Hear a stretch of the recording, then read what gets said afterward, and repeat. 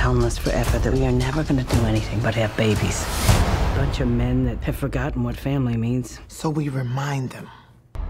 Now might be the time. For what? For you.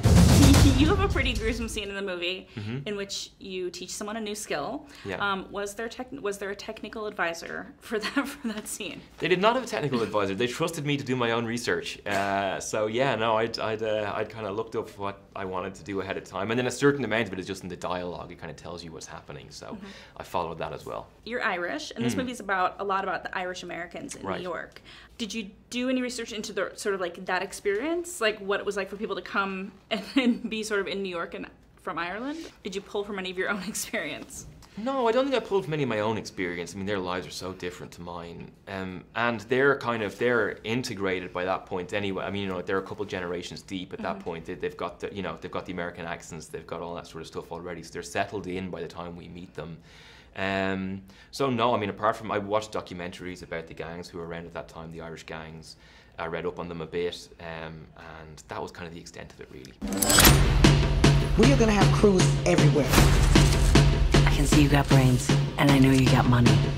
But we got one thing that you don't. We got criminals. You know, you said you watched movies about gangs at the time, and about, did you learn anything about Hell's Kitchen at the time, making the film? I did, and it's all left my mind now because I've got a terrible, terrible memory. But no, you just realize that on a day-to-day basis, life was more dangerous. It was kind of around everywhere, and you had to kind of be ready to defend yourself and ready to fight for what you wanted, otherwise you didn't get it. And like, I think you just had to be okay with more, maybe, than we are now. Like, everything was just dirtier, the apartments are gross. Yes, like, exactly, yes, yeah. I mean, there was kind of like garbage everywhere, so it was like, yeah, definitely it was kind of a dirtier time, and yeah, you just had to work pretty hard to get by, but that's still true, I guess. Or your character is kind of this like assassin, or this guy that kills with seemingly little remorse. Yeah. And you know, he would just do it in the middle of the day in the street, and people would just be like, oh no, you know, where they didn't seem like citizen's arrest, you know? No, they're like, oh, he's at it again. Yeah, he must be angry. Yeah, it was kind of cool. I like that.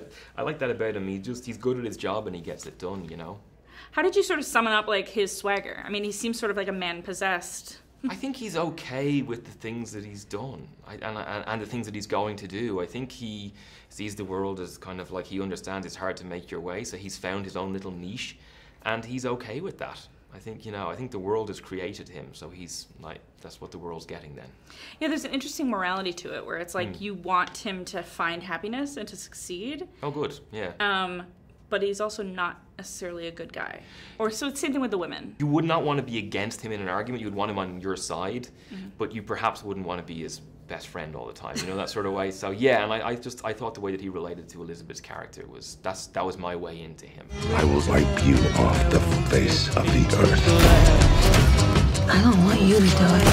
I want you to teach me how to do it.